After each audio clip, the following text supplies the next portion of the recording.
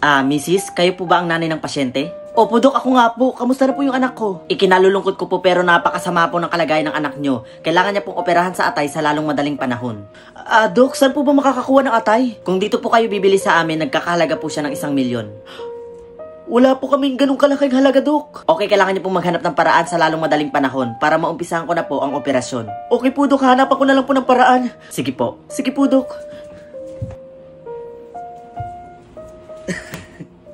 Ang ganda. Anak? Anak?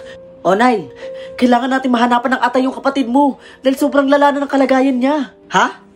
Atay? Oo, anak, kailangan niya ng atay. Anak, ano ba yung pinapanood mo?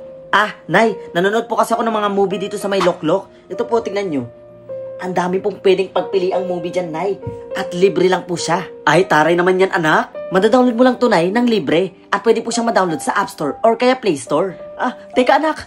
Nakakalimutan ko. Yung atay pala kailangan ng kapatid mo. Ay, oo nga pala, Nay. Sige po, maghanap na po ako ng atay. Sige, anak, bilisan mo, ha. Manong, pabili nga po ng atay. 1 piraso lang po. Thank you po, Manong.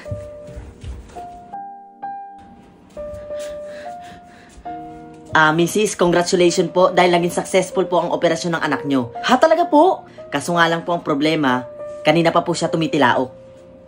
Titilaok! Normal lang po yan, Dok. Mrs., pwede ko po bang maitanong kung saan po galing yung atay? Anak, di ba ikaw yung bumili? Saan ba galing yung atay? Dok, atay po yan ng manok, Dok. Anak, bakit atay ng manok?